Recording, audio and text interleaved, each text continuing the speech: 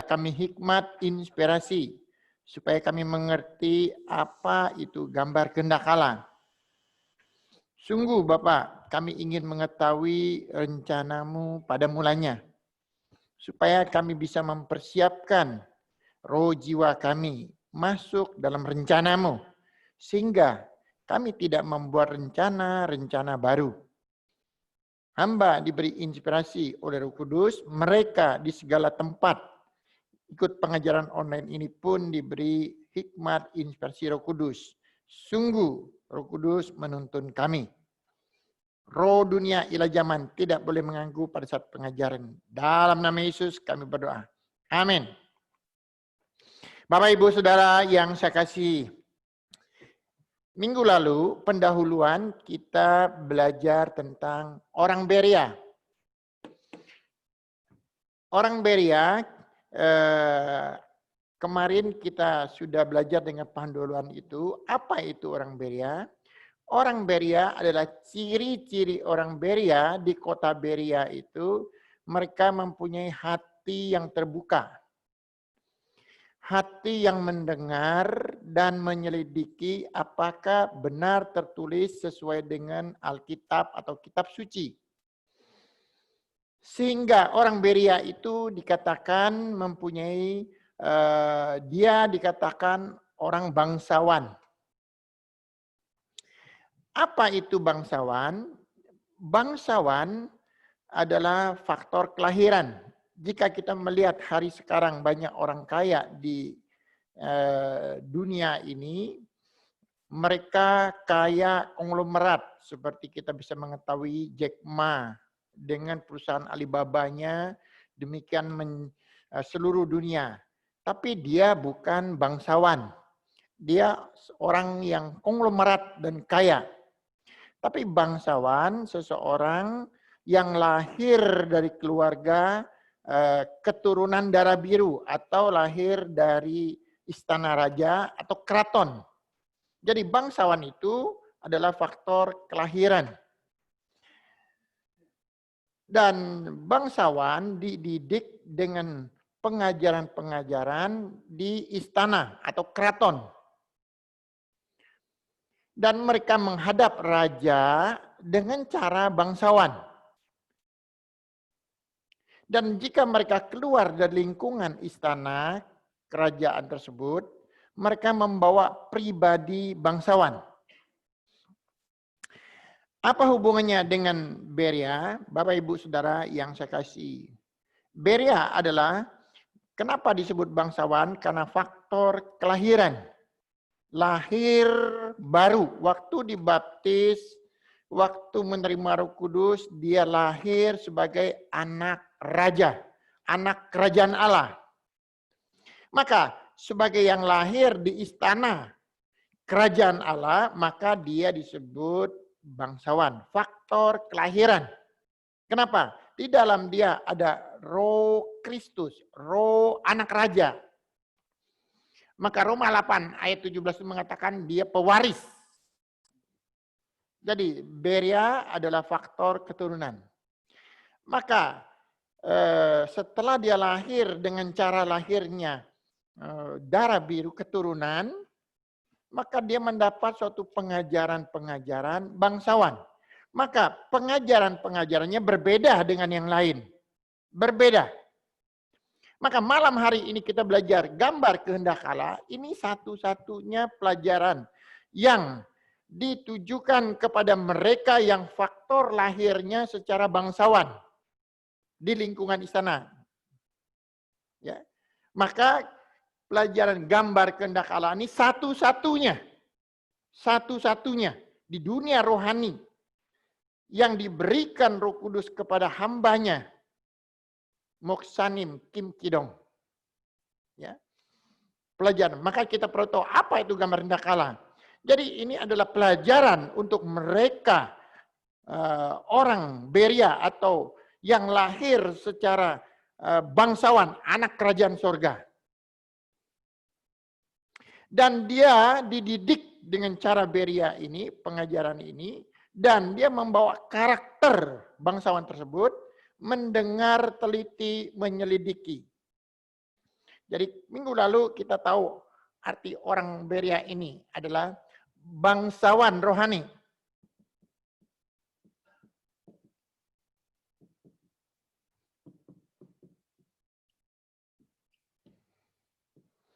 Artinya secara roh. Nah, pengajarannya apa?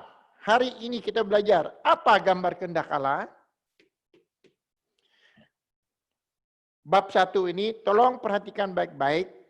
Mungkin kita berpikir apa itu gambar kehendak Allah, kita tidak mengerti gambar kehendak Allah. Gambar kehendak Allah itu adalah seluruh isi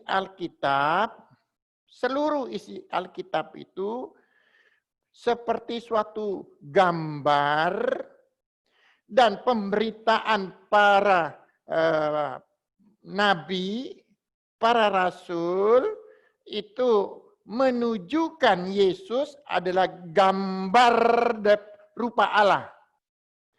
Jadi itulah yang disebut Injil. Bagaimana? Coba kita membayangkan gambar kehendak Allah itu seperti apa? Mungkin agak sulit untuk mungkin belum menangkap. Begini, jika saya ini dari sebuah desa,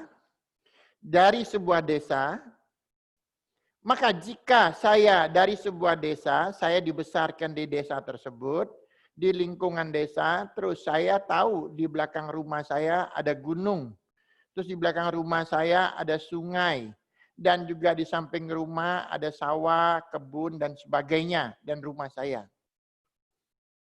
Maka jika pada hari ini saya di Jakarta, saya di kota, jika saya membayangkan kampung halaman saya bisa mengungkapkan itu dengan lukisan rumah saya, di belakangnya ada gunung, di mana ada sawah, ada sungai.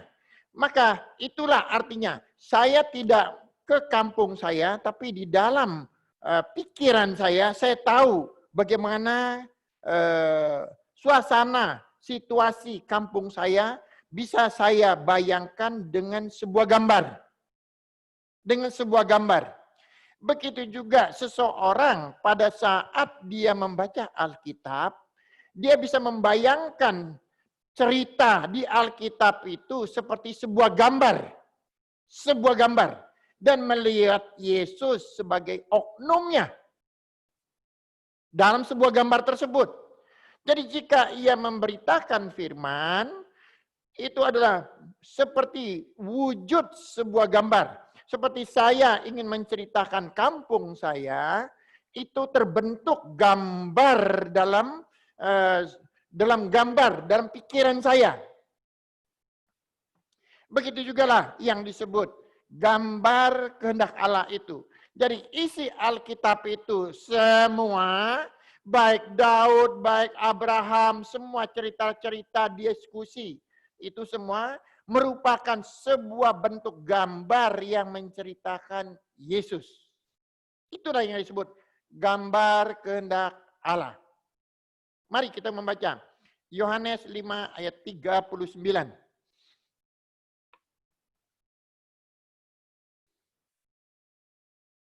Ya, coba.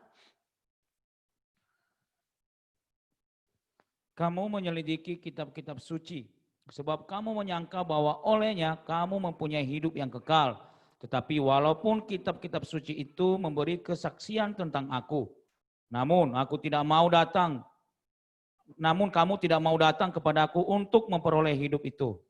Nah, kita melihat seluruh isi Alkitab itu adalah menceritakan Yesus. Jadi seperti saya tidak usah pulang ke kampung, tapi jika ada orang bertanya kepada saya situasi keadaan kampung halaman saya bisa menceritakan seperti gambar dalam bayangan saya, gambar dalam pikiran saya, di mana posisi rumah saya, di mana posisi gunung, di mana posisi sawah, di mana posisi kebun-kebun.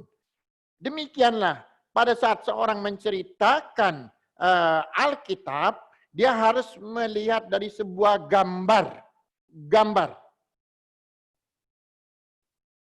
Inilah yang diberikan hikmat oleh Roh Kudus kepada hambanya Kim Kidong supaya orang Beria mendapat suatu pengajaran, ya, pengajaran rohani, suatu gambar. Jadi Injil itu adalah menceritakan Yesus yang merupakan suatu gambar. Mari kita membaca 2 Korintus 4 ayat 3 dan 4.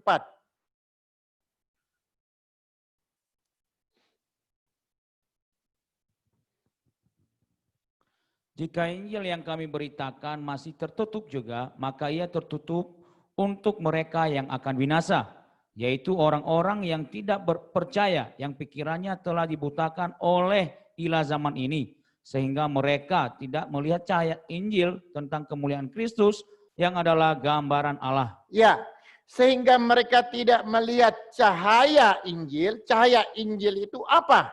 Tentang kemuliaan Kristus, tentang Yesus yang akan diutus, tentang anak Allah itu diutus, yang adalah gambaran Allah, yang merupakan suatu gambaran Allah. Bapak, Ibu, Saudara yang saya kasihi. Jadi, pengajaran gambar kehendak Allah ini apa? Yaitu menceritakan dari kejadian sampai wahyu yang ada bentuk gambarnya. Yang ada bentuk gambarnya. Jadi jika saya menceritakan gambar kehendak Allah, saya menceritakan berkhotbah, saya menceritakan firman, saya sudah ada bentuk gambar Allah yang dikehendaki Allah dari kejadian sampai wahyu. Sehingga saya tidak keluar dari gambar kehendak Allah. Tidak keluar dengan keyakinan saya, mistik saya, tahyul saya. Tapi tetap dari suatu gambar Allah, yaitu Injil tersebut. Injil tersebut. Tidak keluar dari frame gambar tersebut. Jika kita melihat sebuah gambar, ada frame-nya, ya, ada frame-nya sehingga kita tidak keluar dari gambar tersebut. Bapak, Ibu, Saudara yang saya kasih. Jadi kita tidak selalu membuat suatu cerita-cerita. Jadi jika saya bercerita tentang kampung halaman saya tidak akan menambah-nambahkan cerita yang baru. Karena itu yang saya lihat, itu yang saya bayangkan di dalam pikiran saya. Bapak, Ibu, Saudara yang saya kasih. Mari coba kita mulai dari bab 1 ini. Apa itu gambar kehendak Allah? Gambar kehendak Allah adalah kita menceritakan segala sesuatu, yaitu baik sorga, baik bumi, baik yang tinggal di sorga, yang di bumi. Tetapi kita menceritakan itu sudah ada. Tapi yang disebut gambar kehendak Allah, kita menceritakan Allah pada mulanya. Sebelum ada sorga, sebelum ada bumi, sebelum ada isinya bumi, sebelum ada isinya sorga. Tapi apa yang kita ceritakan gambar kehendak Allah? Allah pada mulanya. Allah pada mulanya. Sebelum ada sorga, sebelum ada kehidupan di sorga, Allah pada mulanya. Bapak, Ibu, Saudara yang saya kasih. Hari ini coba kita melihat apa pada mulanya. Kita harus tahu Alkitab mengatakan pada mulanya segala sesuatu yang belum ada di bumi, yaitu firman. Firman pada mulanya bersama Allah, dan firman itu sendiri adalah Allah. Mari kita melihat coba Yohanes 1 ayat 1. Pada mulanya adalah firman. Firman itu bersama-sama dengan Allah, dan firman itu adalah Allah. Ya, kita tahu pada mulanya adalah firman. Firman pada mulanya. Jadi sebelum ada sorga, sebelum ada bumi, sebelum ada suatu kehidupan, maka yang ada adalah firman. Firman bersama Allah dan firman itu sendiri Allah. Mari coba kita melihat siapa itu Allah, siapa itu Tuhan. Kita membaca Yohanes 4 ayat 24.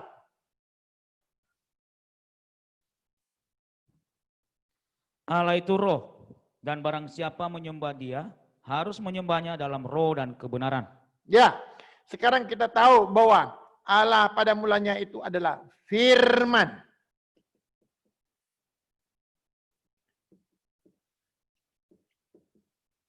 Bapak, Ibu, Saudara yang saya kasih, pada mulanya ada firman, firman itu Allah.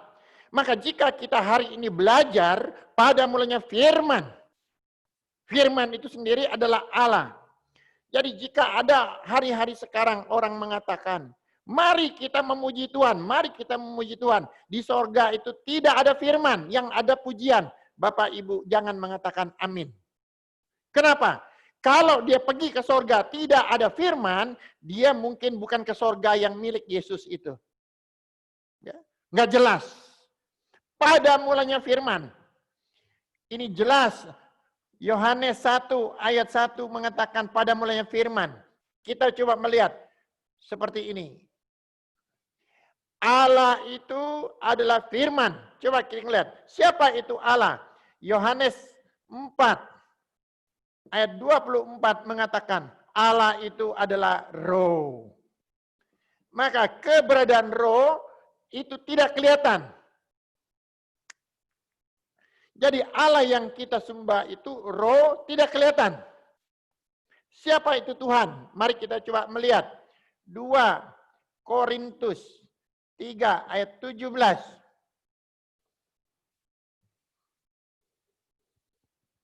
Sebab Tuhan adalah roh, dan di mana ada roh Allah, di situ ada kemerdekaan. Ya, jadi kita tahu bahwa Allah adalah roh, Tuhan adalah roh, menunjukkan roh yang tidak kelihatan.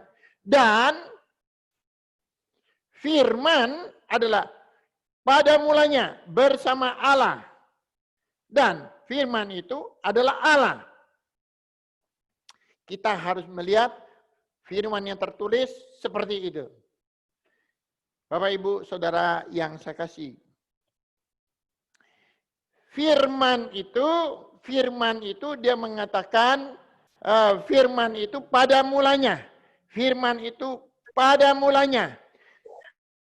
Firman itu juga menjadi manusia. Firman pada mulanya ini, firman itu menjadi manusia. Coba kita melihat dulu. Ayat 14. Firman itu telah menjadi manusia dan diam di antara kita. Dan kita telah melihat kemuliaannya, yaitu kemuliaan yang diberikan kepadanya sebagai anak tunggal Bapa, penuh kasih karunia dan kebenaran. Firman itu menjadi manusia. Maka jika seseorang ke sorga, orang bertemu firman itu. Maka jika ada orang mengatakan, di sorga tidak ada firman, yang ada pujian, justru kita harus mulai hari-hari ini berbicara hati-hati. Kita mengabaikan firman menjadi manusia. Maka dia berbicara tidak sesuai apa cahaya Injil. Dia tidak berbicara, tidak tahu apa gambar kehendak Allah tersebut. Bapak, Ibu, Saudara yang saya kasih. Hari ini penting bagi kita yang disebut gambar kehendak Allah itu adalah Allah yang pada mulanya firman. Allah itu juga adalah roh, Tuhan juga roh, maka kita mengetahui Tritunggal, Bapa, Anak, dan Roh Kudus adalah keberadaan roh. Keberadaan roh. Maka Anak adalah yang menyatakan dirinya sebagai gambar Allah. Sehingga manusia melihat. Nah, Bapa, Anak, dan Roh Kudus, kita tahu keberadaan roh. Dan Alkitab mengatakan, firman itu akan menjadi manusia. Dan kita tahu sekarang firman menjadi manusia itu sekarang di sorga. Jadi firman itu sekarang sudah masuk sorga. Kapan masuk sorga firman tersebut? baru 2000 tahun yang lalu. Dari mana kita tahu? Kita tahu cerita-cerita dari Alkitab yang tertulis. Dia 2000 tahun yang lalu dia naik ke surga. Siapa yang naik ke surga itu? Firman. Siapa itu Firman? Pada mulanya bersama Bapa, bersama Anak, bersama Roh Kudus, Firman bersama Allah tersebut. Dia sekarang di surga. Maka jika kita mengatakan kita nanti di surga tidak ada Firman, hati-hati. Berarti dia mengabaikan Firman yang pada mulanya tersebut. Bapak, Ibu, Saudara, Bapa, Anak, dan Roh Kudus pada mulanya. Belum ada segala sesuatu kehidupan di bumi ini. Belum ada sesuatu yang kehidupan di bumi. Belum ada sesuatu yang ada di sorga. Coba kita menyelidiki Alkitab hari ini. Yang disebut gambar kendakala. Bapa, Anak, dan Roh Kudus. Yang disebut mereka itu musyawarah Allah. Musyawarah Allah. Loh, kok bagaimana musyawarah Allah? Bapa, Anak, dan Roh Kudus, mereka bermusyawarah. Musyawarah Allah. Mari kita membaca. Yeremia 23 ayat 18. Sebab siapakah yang hadir dalam dewan musyawarah Tuhan, sehingga ia memperhatikan dan mendengar firman-Nya? Siapakah yang memperhatikan firman-Nya dan mendengarnya? Ya, kita melihat apa yang ada istilah dewan musyawarah. Loh, untuk apa Allah, dewan musyawarah Allah ini bermusyawarah, Bapa, Anak, dan Roh Kudus? Kita harus tahu, dewan musyawarah ini adalah ingin menciptakan sorga. Ingin menciptakan sorga. Sorga itu untuk siapa? Nah, hari ini kita tahu, Tuhan adalah keberadaan roh, ingin menciptakan sorga. Sorga. Ini kita mengambil satu perumpamaan. Katakanlah Allah yang lebih besar segala sesuatu menciptakan sorga. Sorga ini di mana? Sorga ini di sebelah kanan Allah. Bagian daripada Allah. Ini sorga. Apa sorga ini? Kita tahu ini yang disebut dunia rohania. Dunia rohania ini atau dunia roh. Maka jika pada saat dia menciptakan sorga, sorga ini diciptakan dunia roh dengan segala isinya. Para penghuni sorga. Para penghuni sorga. Siapa para penghuni sorga tersebut? Kita sudah tahu itu semua adalah malaikat-malaikat. Semua. Jadi sorga itu diciptakan, maka dengan penghuninya, para penghuninya sorga. Di dalam Alkitab, kita membaca Alkitab, kita tahu penghuni sorga itu. Apa aja penghuni sorga tersebut? Maka ada satu, malaikat. Dua, kerub. Tiga, kerubin. Empat, serafim. Ini adalah makhluk-makhluk sorga. Makhluk-makhluk roh yang melayani yang tinggal di sorga. Kenapa? Karena mereka butuh suatu tempat. Maka mereka tinggal di sorga. Inilah dia. Sorga. Maka mereka adalah roh-roh yang melayani. Dari mana kita bisa tahu mereka ini adalah roh-roh? Maka Alkitab mengatakan mereka adalah roh-roh yang bisa berubah menjadi badai, yang bisa berubah menjadi api.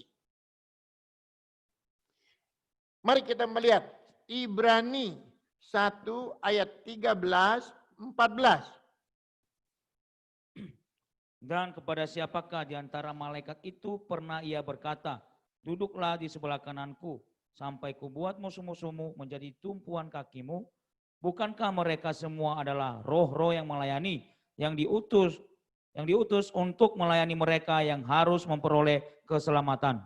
Ya, jadi mereka adalah roh-roh. Di sini artinya roh-roh. Jadi di surga ini sangat banyak roh-roh.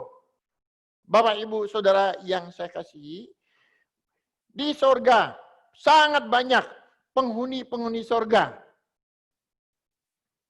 Mereka ini makhluk-makhluk sorga, tapi roh, tapi mereka bisa berubah sekehendak daripada Allah. Mereka bisa berubah menjadi manusia, mereka bisa berubah menjadi badai, mereka bisa berubah menjadi api. Maka waktu malaikat menuntun bangsa Israel keluar dari Mesir, maka ada tiang awan, ada tiang api, ada malaikat yang bertemu dengan Abraham, ada malaikat yang menolong Lot dan istrinya. Siapa mereka? Jadi mereka yang bisa berubah manusia. Mari kita melihat Ibrani 1 ayat 6 dan 7.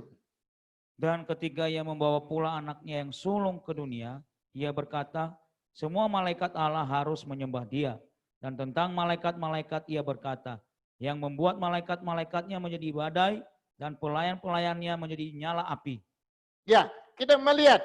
Jadi malaikat-malaikat ini siapa? Statusnya di sorga, mereka adalah pelayan. Pelayan. Ya, pelayan. Pelayan siapa? Untuk anak Allah datang. Tapi anak Allah belum datang. Masalahnya anak Allah belum datang ke sorga. Maka di sorga ini dihunilah para malaikat-malaikat. Maka Alkitab mengatakan ada 7 penghulu malaikat. 7 penghulu malaikat. Mereka ini adalah pemimpin-pemimpin di sorga. Kita melihat ada 7 penghulu malaikat. Maka ada pemimpinnya 1. Ada pemimpinnya. Jadi anak Allah belum datang, maka mereka inilah yang tinggal di sorga. Para malaikat-malaikat ini. Dan Tuhan menyiapkan satu tempat. Satu tempat. Ini disebut angkasa atau alam maut.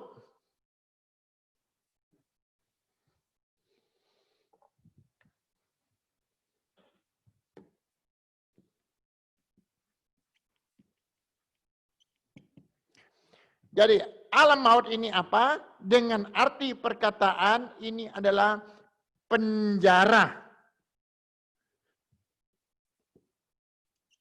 Roh yang tidak taat. Jadi jika ada para roh-roh yang tidak taat ini disiapkan satu tempat, yaitu alam maut atau penjara roh. Bapak, Ibu, Saudara yang saya kasih. Untuk apa Tuhan menciptakan sorga dan menciptakan angkasa, alam maut atau penjara roh ini? Kita harus tahu semuanya itu diciptakan untuk siapa? Untuk anak Allah, untuk firman ini. Maka kita mengetahui Allah yang Esa, Bapa, Anak, dan Roh Kudus, maka kita harus tahu segala sesuatu ini diciptakan untuk siapa? Untuk anak ini. Anak ini ada gambarnya. Dia adalah anak ini, gambar yang tidak kelihatan. Nanti gambar ini dinyatakan kepada manusia. Tapi sorga dan segala sesuatu itu untuk siapa? Untuk anak ini. Maka kita harus tahu sorga ini untuk siapa? Untuk anak. Untuk anak Allah. Mungkin hari ini kita yang baru pertama kali mendengar pengajaran ini akan berpikir, loh kok sorga untuk anak Allah? Ya, sorga untuk anak Allah, untuk anak atau gambar rupa Allah yang tidak kelihatan itu. Untuk dialah diciptakan segala sesuatu. Untuk dialah, karena dialah pemilik sorga tersebut. Bapak, Ibu, Saudara, hari ini kita harus mendengar ini supaya mengerti sorga diciptakan untuk anak Allah. Firman mengatakan untuk anak Allah, untuk Yesus Kristus. Bukan untuk manusia. Kalau gitu boleh nggak manusia ke sorga? Boleh. Jika engkau menjadi mempelai, jika engkau mengenal dia, jika engkau milik dia. Maka orang yang tidak mengenal Yesus. Yang tidak mempelai Yesus, dia tidak boleh ke surga. Maka Alkitab mengatakan, surga milik anak ini. Mari kita membaca. Kolose 1. 1 ayat 15, 16. Ia adalah gambar Allah yang tidak kelihatan, yang sulung lebih utama dari segala yang diciptakan. Karena di dalam Dialah telah diciptakan segala sesuatu yang ada di sorga dan yang ada di bumi, yang kelihatan dan yang tidak kelihatan, baik singgasana maupun kerajaan, baik pemerintah maupun penguasa, segala sesuatu diciptakan oleh Dia dan untuk Dia. Ya, kita lihat di sini. Ia adalah gambar yang tidak kelihatan. Jadi, Allah adalah roh. Allah adalah roh yang tidak kelihatan. Tetapi anak ini ada gambarnya. Ada gambarnya. Maka gambar inilah nanti dinyatakan kepada dunia. Dinyatakan kepada manusia. Maka orang akan melihat anak Allah itu gambar daripada Allah sendiri yang tidak kelihatan itu. Nah, kita bisa melihat di sini, jelas Alkitab mengatakan, ia adalah gambar Allah yang tidak kelihatan. Yang sulung lebih utama dari segala yang diciptakan. Artinya, sebelum ada sorga, sebelum ada bumi dunia ini, ia sudah ada. Bersama dia, bersama Allah, bersama Bapa dan Roh Kudus, sudah ada. Dan memang sudah ada bentuk gambarnya, sudah ada. Ayat 16, karena di dalam Dialah telah diciptakan segala sesuatu yang ada di sorga, di dalam Dia. Jadi di dalam kealaan diciptakan sorga. Jadi sorga ini di dalam Allah. Di dalam Allah sorga ini.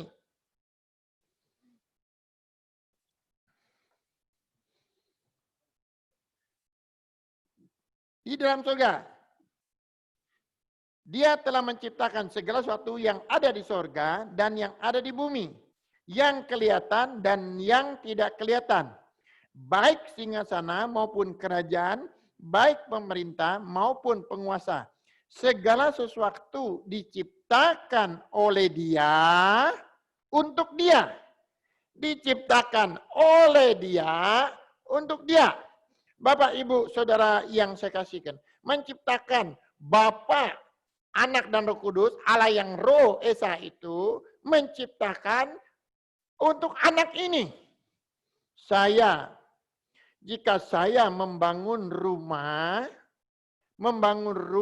dengan istri saya, maka rumah itu untuk anak saya. Untuk anak saya.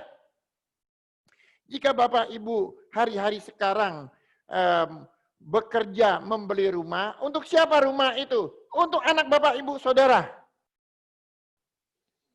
Jadi Bapa, Anak dan Roh Kudus menciptakan sorga dan segala isi dan pelayannya untuk siapa? Untuk anaknya. Jadi sorga untuk siapa? Untuk Yesus. Jadi sorga ini adalah untuk Yesus, anak Allah. Ini adalah yang perlu kita tahu hari ini. Gambar kehendak Allah. Poinnya, kalau sorga diciptakan untuk semua manusia harus masuk ke sorga. Tidak ada neraka.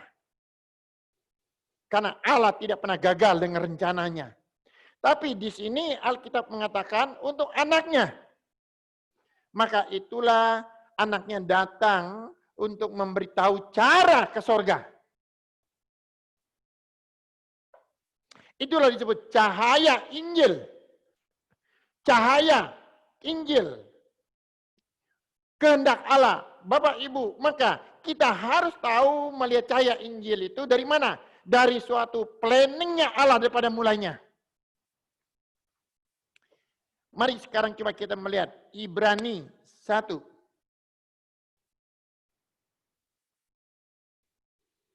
Ibrani 1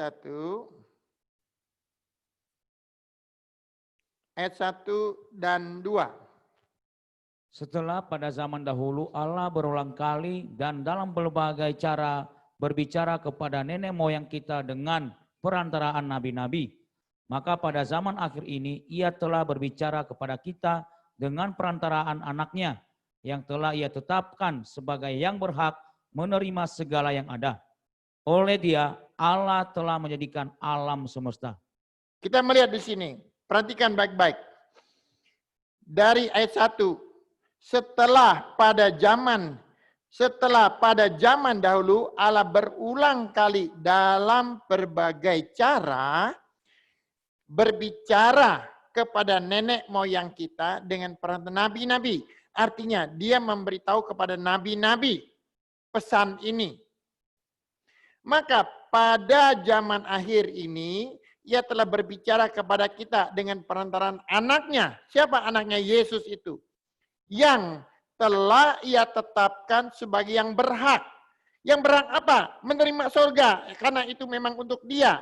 Menerima segala yang ada. Dan oleh dia, Allah telah menjadikan alam semesta. Artinya, oleh dia, karena untuk dia, Tuhan menciptakan segala sesuatu, alam semesta, surga. Untuk siapa? Untuk anaknya.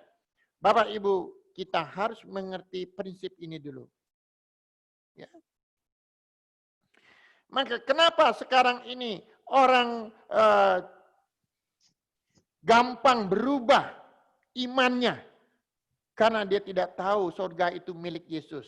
Dia berpikir dengan keyakinannya, dengan agama ABC, semua itu bisa ke surga. Tidak, dia harus tahu prinsip dulu. Surga itu untuk Yesus, anak Allah. Dia harus tahu itu. Bapak menciptakan untuk dia. Bapak, Allah Bapak yang tidak kelihatan sampai kapanpun. Roh Kudus adalah roh tidak kelihatan. Tapi Allah yang ada gambarnya itu anaknya itu yang menyatakan diri. Untuk dialah surga tersebut. Kenapa surga disebut di sebelah kanan? Karena dia adalah tempat yaitu ciptaan yang paling dekat dengan posisi Allah. Ya, paling dekat untuk anaknya. Seperti kita memanggil anak kita, kita menggendong di pangkuan kita di sebelah kanan. Artinya surga itu demikianlah, yaitu tempat yang paling Allah sayangi untuk anaknya. Ayat yang ketiga, ia adalah cahaya.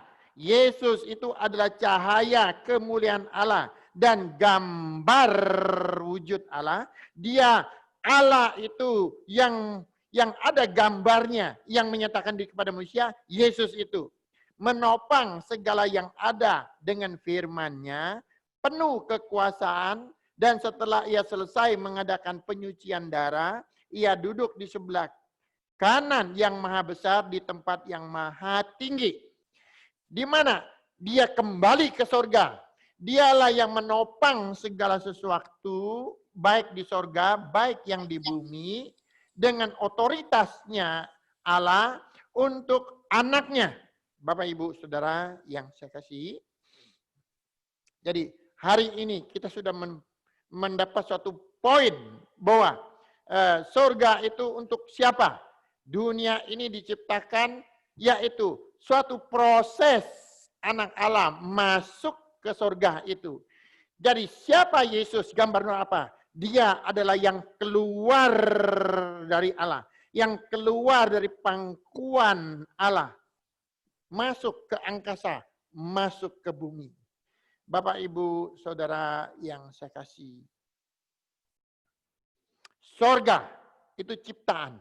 Tetapi anak ini berbeda. Dia yang keluar dari pangkuan Bapa dan dia masuk ke surga. Kita harus melihat bagaimana. Jadi anak adalah yang tidak kelihatan, yang keluar dari pangkuan Bapa.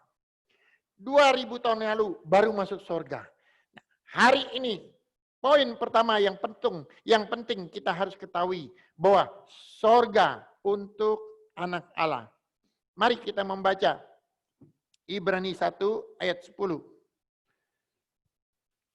Dan pada mulanya ya Tuhan, Engkau telah meletakkan dasar bumi dan langit adalah buatan tangan-Mu.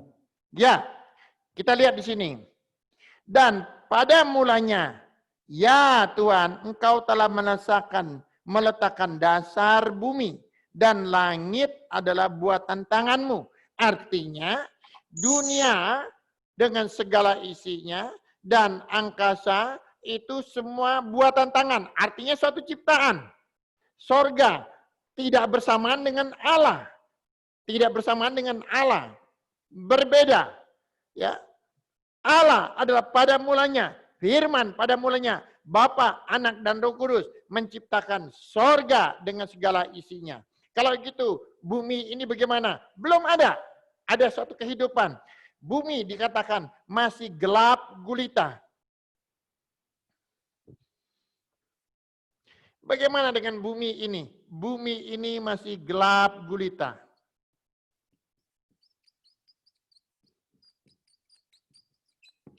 Kenapa dia gelap gulita? Karena dia penjara roh untuk para malaikat yang tidak taat. Ya, coba kita melihat coba.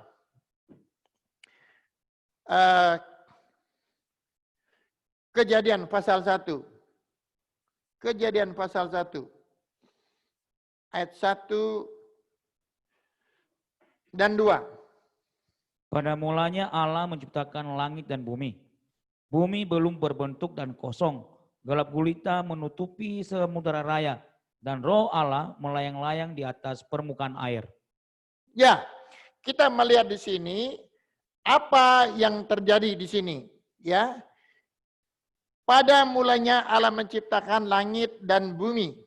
Bumi belum berbentuk dan kosong, gelap gulita menutupi samudera raya. Dan roh Allah melayang-layang di atas permukaan air. Nah, kata roh Allah melayang-layang permukaan air, kita sudah tahu. Allah lebih besar daripada sorga. Allah lebih besar dari angkasa. Bagaimana roh Allah melayang-layang? Ini suatu pertanyaan. Tidak mungkin. Sedangkan sorga dan angkasa di dalam Allah. Bagaimana roh Allah melayang? Maka kita akan tahu apa roh Allah melayang-layang di sini. Ini adalah menetapkan jika pada saat yang sudah merosot, yang di sorga ini jatuh dibuang kemari, maka ada roh Allah, itu malaikat-malaikat yang berjaga-jaga. Berjaga-jaga. Mungkin supaya kita lebih teratur, kita menjelaskan ini, kita coba, saya tidak masuk ke wilayah itu dulu, saya ingin memberitahu dulu bahwa sorga ini diciptakan Allah beserta isinya. Apa isinya? Pelayan anak Allah yang dipersiapkan untuk Yesus. Siapa isinya? Malaikat. Malaikat. Kerub, kerubin, serafin. Ini adalah penghuni sorga. Jadi sorga dengan segala isinya itu sudah komplit penghuninya.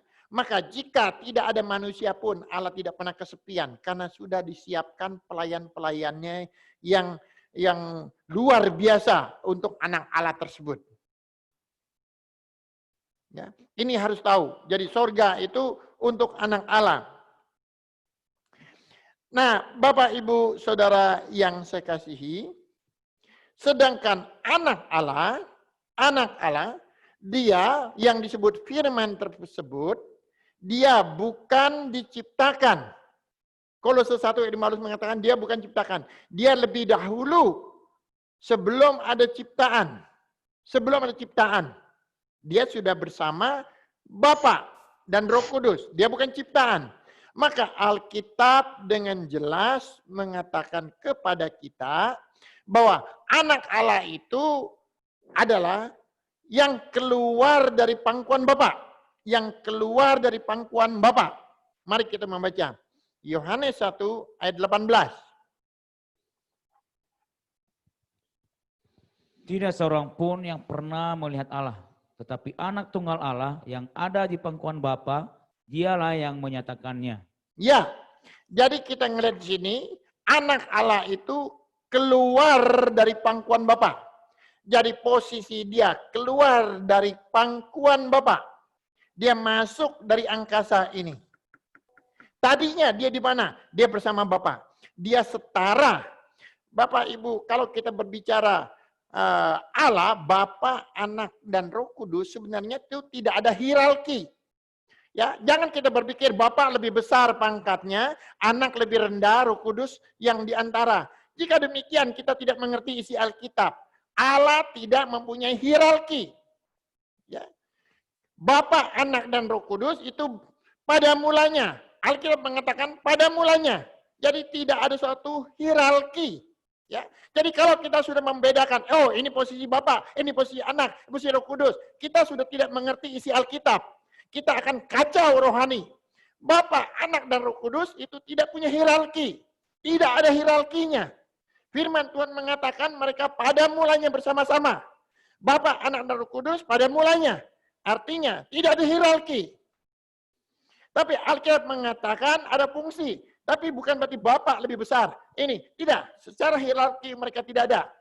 Anak ini biarpun dia posisi anak, tapi dia setara dengan Bapa, setara dengan Roh Kudus. Itu yang dikatakan Alkitab. Coba kita baca Filipi 2 ayat 6 sampai 8. Yang walaupun dalam rupa Allah, tidak menganggap kesetaraan dengan Allah itu sebagai milik yang harus dipertahankan, melainkan telah mengosongkan dirinya sendiri dan mengambil rupa seorang hamba dan menjadi sama dengan manusia. Dan dalam keadaan sebagai manusia, ia telah merendahkan dirinya dan taat sampai mati, bahkan sampai mati di kayu salib. Kita lihat di sini, dia mengatakan apa? Ayat 6, yang walaupun dalam rupa Allah, tidak menganggap kesetaraan dengan Allah itu sebagai milik yang harus dipertahankan. Artinya, dia setara dengan Bapa, setara dengan Anak, karena dia pada mulanya. Jadi, Bapa, Anak, dan Roh Kudus itu bukan hierarki. Ya, jadi karena tidak ada suatu kalimat atau kata-kata bahasa Indonesia yang tepat, maka kita sering mengatakan posisi Bapa lebih tua, Anak lebih kecil. Bukan. Tetapi karena firman mengatakan pada mulanya. Pada mulanya. Artinya pada mulanya Bapa, Anak, dan Roh Kudus. Itu tidak membentuk hierarki. Maka di sini dia mengatakan setara. Posisinya setara. Tapi Anak itu disebut posisi. Anak yang mempunyai, jadi kalau posisi, kita berkata posisi, seperti posisi, ini setara. Apakah ini Bapa, ini Anak, ini Roh Kudus, ataukah ini Bapa, ini Anak, Roh Kudus, ini setara. Ini yang disebut setara. Setara itu begitu. Maka tidak ada hierarki. Kita mau bolak-balik ya tetap aja. Pada mulanya. Pada mulanya.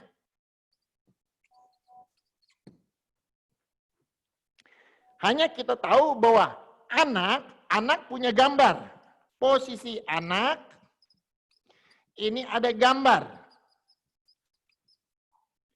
Tapi firman Tuhan mengatakan dia setara. Ya, Filipi 2 ayat 6 mengatakan ia setara. Maka tidak menunjukkan suatu posisi hierarki.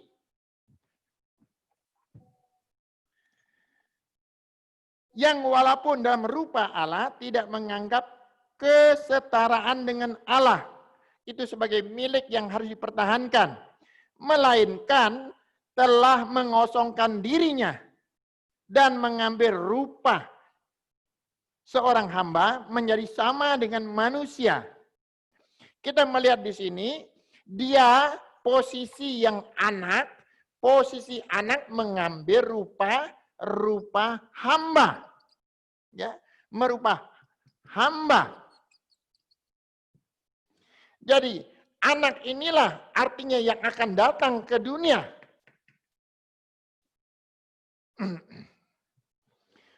Bapak, Ibu, Saudara yang saya kasihi, maka jika kita melihat di sini gambar kehendak Allah itu sudah direncanakan pada mulanya.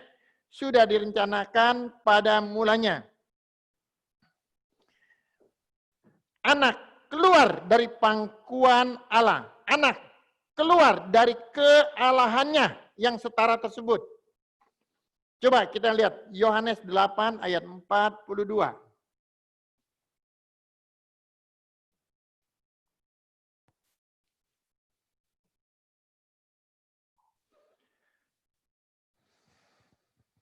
Ya. Kata Yesus kepada mereka, jikalau Allah adalah Bapamu, kamu akan mengasihi aku. Sebab aku keluar dan datang dari Allah. Dan aku datang bukan atas kehendakku sendiri, melainkan dialah yang mengutus aku. Ya, kita lihat sini, kata Yesus kepada mereka, jikalau Allah adalah Bapakmu, kamu akan mengasihi aku. Sebab aku keluar dan datang dari Allah, dari kealahannya. Dia keluar dari kealahannya.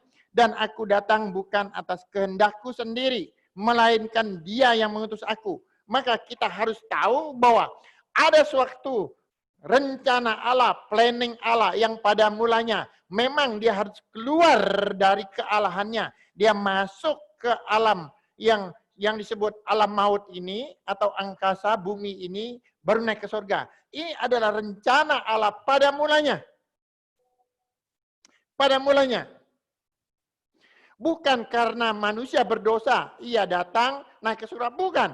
Sudah ada suatu rencana pada mulanya demikian. Jadi hari ini kita melihat ada rencana Allah pada mulanya itu apa? Di dalam Alkitab ada 3 poin besar.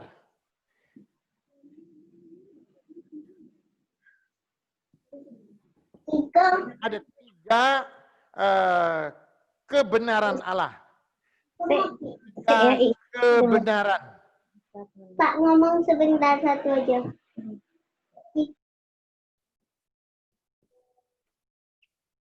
Jadi dalam Alkitab ada 3 kebenaran Allah yang harus kita tahu. Yang harus kita tahu, tidak boleh kita melampaui kebenaran ini. 1. Sorga diciptakan untuk Yesus, anak Allah.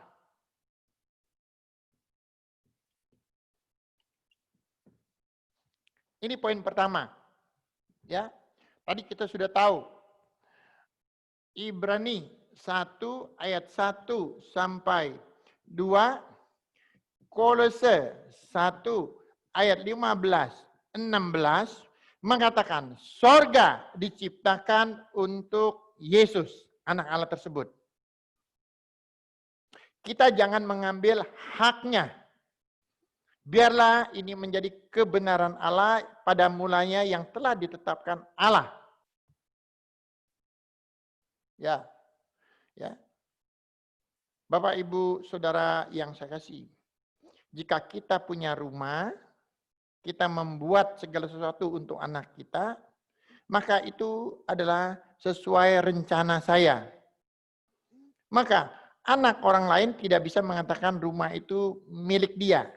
Tetapi jika dia bersama anak saya, jika dia bagian daripada anak saya atau mempelai anak saya, maka dia boleh membawa mempelainya masuk ke rumah yang saya siapkan untuk anak saya. Begitu juga sorga untuk Yesus, anak telah tersebut. Maka untuk itulah kita harus menjadi mempelai Yesus. Kita harus menjadi bagian milik Yesus. Ini adalah poin pertama. Poin kedua, Yesus sebelum datang ke sorga, kita tahu nanti sorga ini ingin direbut oleh iblis. Ya, iblis atau Satan. Jadi iblis atau Satan ini coba, salah satu penghulu malaikat ini coba ini ingin memiliki sorga ini milik anaknya. Maka Yesus masuk ke bumi untuk apa? Menetapkan, membinasakan, memberitahu kepada iblis dan kepada manusia, iblis ini dulu memberontak di sorga. Supaya ditetapkanlah dia ke neraka. Kenapa demikian? Waktu iblis ini, salah satu iblis memberontak kepada wakil Allah di sorga, minggu depan kita belajar, maka Yesus ini belum masuk. Yesus ini belum keluar dari Bapa. Maka sebenarnya belum tahu apakah dia menentang Yesus, apa menentang malaikat ini. Maka waktu Yesus datang ke bumi, iblis itu ingin membunuh Yesus, baru ketahuan. Ternyata dia memang ingin merebut milik Yesus. Maka tujuan Yesus datang ke dunia ini ingin membongkar rahasia iblis. 1 Yohanes 3 ayat 8. Ya. Jadi kita harus tahu ini salah satu tujuan anak Allah itu datang ke dunia. Coba mari kita lihat ayat ini yuk. Barang siapa yang tetap berbuat dosa berasal dari iblis, sebab iblis berbuat dosa dari mulanya. Untuk inilah anak Allah menyatakan dirinya, yaitu supaya ia membinasakan perbuatan-perbuatan iblis itu. Ya, barang siapa yang tetap berbuat dosa berasal dari iblis. Sebab iblis berbuat dosa dari mulanya. Dari mana iblis berbuat dosa pada mulanya? Dari sorga. Dari sorga. Ya, dia salah satu penghulu malaikat. Untuk inilah anak Allah keluar dari pangkuan Bapa, menyatakan dirinya, yaitu supaya membinasakan perbuatan-perbuatan iblis. Membinasakan itu artinya memberitahu perbuatan-perbuatan iblis itu, ya, yang merebut milik anak Allah tersebut. Maka jika hari-hari ini orang masuk ke sorga tanpa melalui Yesus, itulah orang yang ingin merebut milik anak Allah tersebut. Dia bersama bapaknya iblis tersebut. Ya. Maka Yesus datang yang kedua, untuk apa? Membinasakan iblis tersebut. Poin ketiga. Jadi kita melihat, poin pertama, Allah menciptakan surga. Untuk siapa? Untuk Yesus. Kita tidak boleh menghindari ini yang tertulis di Alkitab. Poin ketiga, yang kedua, Yesus sebelum masuk ke surga, surga itu sudah dikacau oleh salah satu oknum iblis beserta anak buahnya. Nah, ia dibuang ke angkasa ini, di penjara alam maut ini, di sini dikurung. Waktu Yesus datang di alam maut ini, dia ingin membunuh Yesus. Ya, maka Yesus menetapkan dia bersalah, maka dia ditetapkan untuk ke neraka iblis tersebut. Poin ketiga, kita melihat karena Yesus datang ke dunia ini, keluar dari pangkuan Bapa, dia masuk ke rahim Maria, diurus oleh Maria, dan sungguh Maria membesarkannya. Pada saat dia dibaptis Sungai Yordan, menerima Roh Kudus, memberitakan kerajaan Allah, maka waktu dia menerima kasih daripada manusia, maka dia memberi kesempatan kasih karunia kepada keturunan Adam tersebut. Maka yang ketiga ini adalah karena kasih karunia,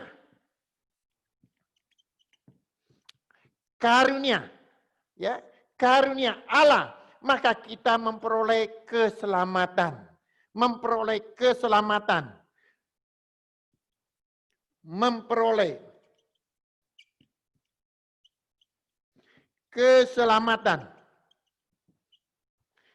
Yohanes 3 ayat 16.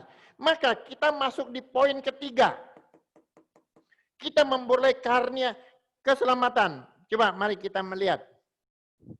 Karena begitu besar kasih Allah akan dunia ini, sehingga ia telah mengaruniakan anaknya yang tunggal, supaya setiap orang yang percaya kepadanya tidak binasa, melainkan beroleh hidup yang kekal.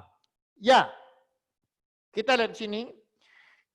Karena begitu besar kasih Allah akan dunia ini. Artinya apa? Karena Yesus masuk ke sorga ciptaan itu, dia harus masuk melalui dunia ciptaan juga. Ya, ciptaan juga.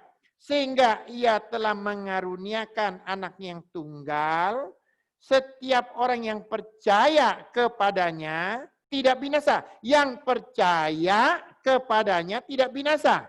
Tapi yang tidak percaya, ya binasa. Melainkan boleh hidup kekal. Jadi poin ketiga ini, jika seseorang itu percaya kepada Yesus. Kata percaya di sini, Bapak Ibu, ini bukan arti, oh saya percaya, ini sahabat saya percaya, oh ini bisa, oh saya percaya saudara saya. Bukan arti percaya seperti itu Bapak Ibu. Bapak Ibu tolong harus bisa mengerti, bukan arti percaya seperti itu. Kata percaya itu artinya mempercayakan hidupnya, mempercayakan segala sesuatu kepadanya, menitipkan kehendaknya kepada dia. Kata percaya itu bukan arti, oh saya percaya ini, saya percaya. Bukan arti itu. Seperti ini. Coba saya akan memberi satu perumpamaan. Katakanlah sebuah sirkus. Ya, seseorang berjalan ya dari gedong satu ke gedong satu menyeberang kemari.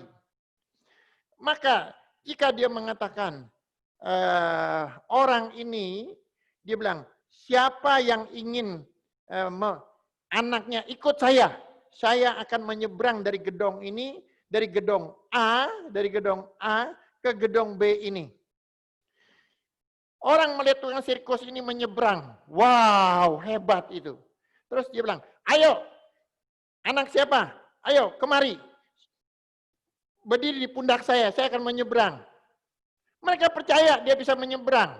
Tetapi apakah kita mempercayakan anak kita untuk dia bawa, untuk menyeberang di sebuah tali tersebut dengan hanya tongkat? Pasti kita tidak percaya. Ya, tidak percaya. Kalau begitu, siapa yang berani? Maka anak dialah, anak tukang sirkus itulah yang berani.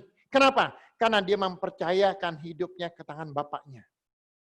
Nah, kata percaya di situ bukan, oh saya percaya dia lihat. Bukan.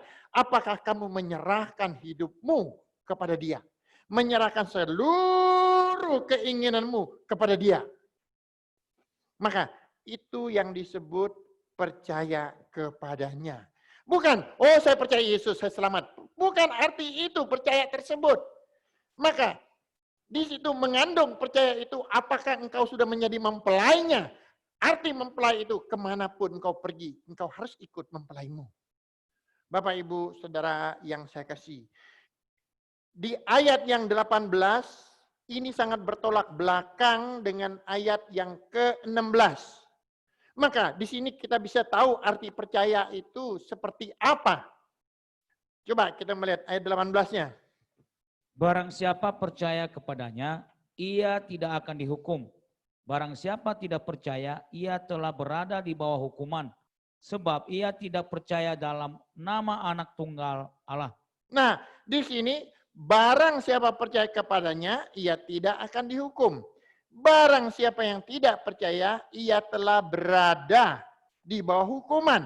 Artinya, tidak perlu dihakimi lagi, langsung dibuang ke neraka. Sebab ia tidak percaya dalam nama anak tunggal Allah. Jadi kata percaya di sini bertolak belakang ayat 18. Bukan hanya sekedar percaya, tapi apakah kamu memberi hidupmu, mempercayakan hidupmu kepada Yesus pemilik sorga tersebut. Dengan segenap roh jiwamu. Bapak, Ibu, Saudara di sini, maka ada 3 kebenaran. Di dalam Alkitab ada 3 kebenaran Allah, tidak dibolak-balik. Satu, kita harus tahu, sorga untuk Yesus anak Allah. Kita tidak bisa mengambil haknya dia. Maka kau ditanya, surga untuk siapa? Untuk anak Allah. Bapak, bagaimana? Saya mempelainya. Saya sungguh miliknya dia. Saya muridnya. Maka Yesus mengatakan, kemana aku pergi? Engkau harus ikut.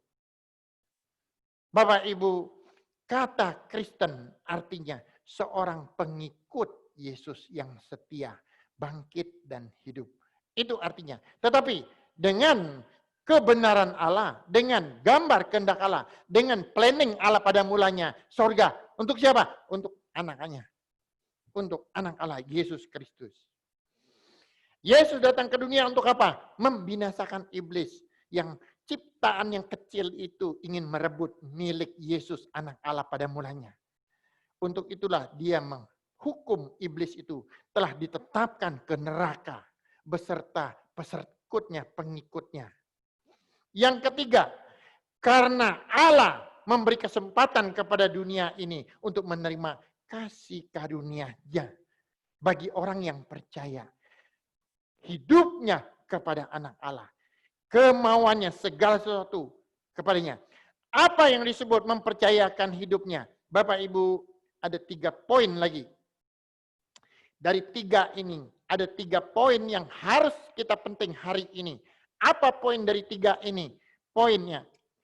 A, kita lihat poin apa yang dikehendaki.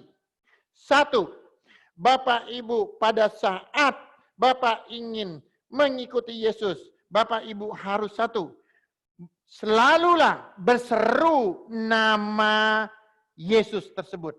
Nama yang pada mulanya itu. Mari kita baca Roma 10 ayat 13.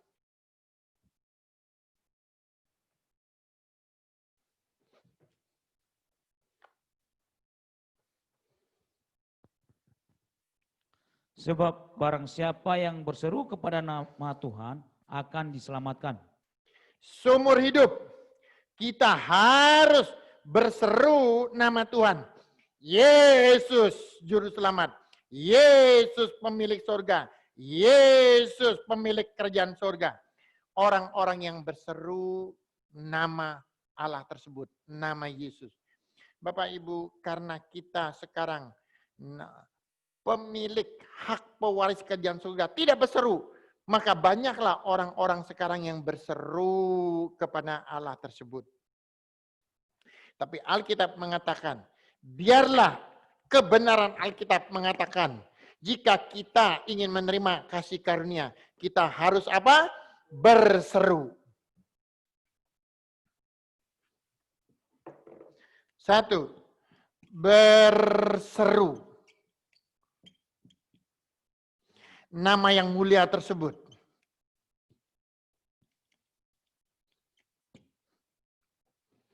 B, poin B. Bapak Ibu, untuk menerima kasih karunia itu, seumur hidup kita harus berseru. Poin B. Apa poin B-nya? Coba kita melihat Maliaki 1 ayat 6. Maliaki 1 ayat 6. Seorang anak menghormati bapaknya dan seorang hamba menghormati tuannya. Jika aku ini bapa, di manakah hormat yang kepadaku itu? Jika aku ini tuan, di manakah takut yang kepadaku itu? Firman Tuhan semesta alam kepada kamu, hai para imam yang menghina namaku. Tetapi kamu berkata, dengan cara bagaimanakah kami menghina namamu? Bapak, Ibu, Saudara yang saya kasih. Poin B, bagaimana cara kita menerima kasih karunia dalam sikap ibadah dengan hormat. Bapak, Ibu, bagaimana kita menerima kasih karunia dengan ibadah, dengan hormat. Dengan hormat. Jadi Bapak, Ibu, di sini, hai para imam, kamu tidak menghargai namaku dalam kamu beribadah. Bapak, Ibu, Saudara yang saya kasihi, Ini sangat penting bagi kita, ya. Dia mengatakan sebagai seorang anak menghormati bapaknya dan seorang hamba menghormati tuannya. Jadi kita melihat hubungan antara tuan dan hamba. Tuan itu sangat menghormati hamba, itu sangat menghormati tuannya. Dia menghadap tuannya dengan membungkuk. Dia setelah mengantar makanan dia mundur dengan teratur. Demikian hormatnya hamba itu kepada tuannya. Anak juga menghormati bapaknya. Dia mengatakan. Tapi Tuhan mengatakan, di mana hormat kepadaku itu. Dia mengatakan, engkau umatku, di mana hormatmu itu? Adakah engkau seperti hamba kepada tuannya, anak kepada orang tuanya? Jika aku ini Tuhan, di mana takut yang kepadaku itu? Firman Tuhan semesta alam kepada kamu, hai para imam yang menghina namaku. Artinya, imam itu adalah orang-orang yang di rumah Allah. Di mana kamu menghina namaku. Jadi pada sikap kamu beribadah, tidak menghormati nama Tuhan, tetapi kamu berkata dengan cara bagaimana kami menghina namamu. Ayat 7 dia mengatakan, kamu membawa roti cemar ke atas mezbahku. Tetapi kamu berkata, cara bagaimana kami mencemarkannya? Dengan cara menyangka meja Tuhan boleh dihinakan. Bapak, Ibu, Saudara, dan selanjutnya, pada saat engkau beribadah dengan membawa persembahan tidak berkenan, dengan cara tidak menghormati sebagai Tuhan, hamba kepada Tuhan, dan kita kepada Tuhan pencipta alam semesta. Jadi, bagaimana kita bisa menerima kasih karunia? Sikap beribadah. Sikap beribadah. Orang berpikir ibadah itu, ya, beribadah itu suatu kumpulan orang-orang yang berkumpul. Tetapi dia harus mengakui pada saat itu nama Allah itu harus dimuliakan dan dihormati. Kata dimuliakan itu artinya engkau harus menaruh hormat. Ya, ini poin yang kedua. B. Poin yang C. C kenapa? Yang C ini adalah karena engkau telah menerima nama tersebut. Coba kita membaca Yohanes 1 ayat 12.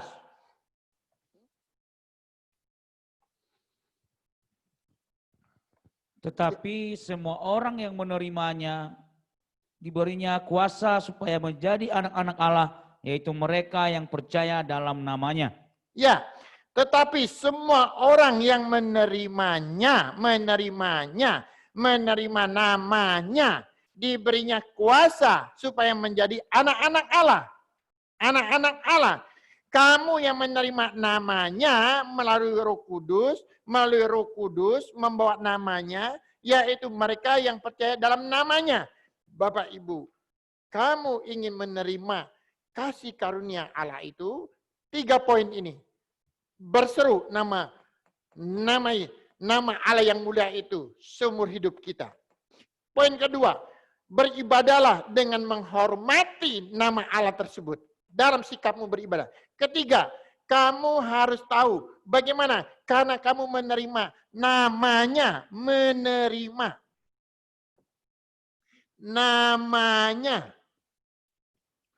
Bapak Ibu, di mana kita menerima namanya? Roh kita menerima namanya.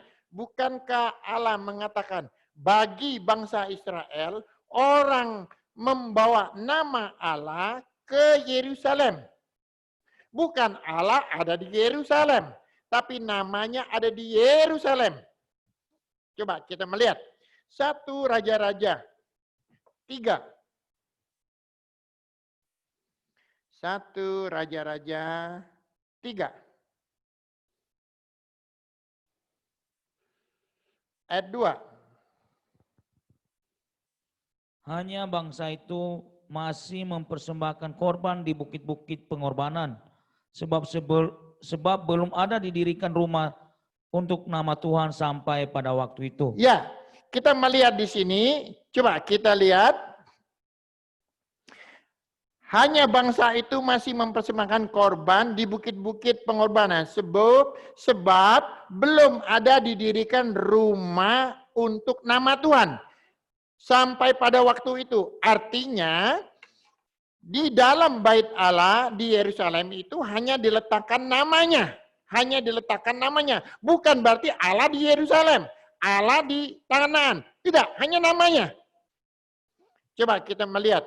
1 Raja-Raja 8. 1 Raja-Raja 8. Ayat 16. Sejak aku membawa umatku Israel keluar dari Mesir, tidak ada kota yang kupilih di antara segala suku Israel untuk mendirikan rumah di sana sebagai tempat kediaman namaku. Tetapi aku telah memilih Daud untuk berkuasa atas umatku Israel. Ya, jadi sejak aku membawa umatku Israel keluar dari Mesir, tidak ada kota yang kupilih di antara segala suku Israel untuk mendirikan rumah di sana sebagai tempat kediaman namaku. Jadi hanya untuk apa? Nama Allah. Tetapi aku telah memilih Daud untuk berkuasa atas Israel. Coba kita membaca ayat yang 29-nya. Ayat 29-nya. Kiranya matamu terbuka terhadap rumah ini siang dan malam, terhadap tempat yang kau katakan, namaku akan tinggal di sana. Dengarkanlah doa yang hambamu panjatkan di tempat ini. Ya, jadi Allah hanya meletakkan namanya. Bapak, Ibu, Saudara yang saya kasih. Seperti ini suatu gambaran. Bait Allah. Jadi di bait Allah itu, di sana kita bisa melihat sebenarnya di bait Allah tersebut, di sini tabut Allah, situ ada nama YHWH. Ya. Jadi ada nama Allah, di sini ada kolam basuh, ada bakaran dan sebagainya. Di dalam kita, di dalam roh kita, roh jiwa kita ini, roh kita, ini juga bait Allah. Jadi ini adalah bait Allah. Dalam perjanjian lama, ini bait Allah. Di dalam perjanjian baru, roh jiwa kita ini bait Allah juga. Di sini nama Allah YHWH, di sini di dalam bait Allah roh jiwa kita ini nama Yesus. Jadi kita harus tahu roh jiwa kita setara dengan bait Allah tersebut. Mari kita lihat 1 Korintus 3 ayat 16-17. Tidak tahukah kamu bahwa kamu adalah bait Allah dan bahwa roh Allah diam di dalam kamu? Jika ada orang yang membinasakan bait Allah, maka Allah akan membinasakan dia. Sebab bait Allah adalah kudus dan bait Allah itu ialah kamu. Ya, Bapak Ibu Saudara, jadi dalam perjanjian lama, Allah menarik perhatian bangsa Israel itu. Kenapa? Karena mereka menghargai nama Allah yang ada di bait Allah di Yerusalem. Jadi dalam perjanjian baru, roh jiwa kita ini adalah bait Allah. Allah melihat roh jiwa kita ini sebagai bait Allah yang kudus, maka dia melihat kita, bagaimana sikap kita terhadap bait Allah yang Tuhan percayakan. Adakah ciri-ciri ini? Apakah engkau berseru nama Tuhan pada saat ibadah? Apakah kau telah memiliki nama Tuhan tersebut? Apakah engkau sudah menghormati sikap ibadah? Ini sangat penting bagi kita. Ini adalah isi pengajaran Alkitab.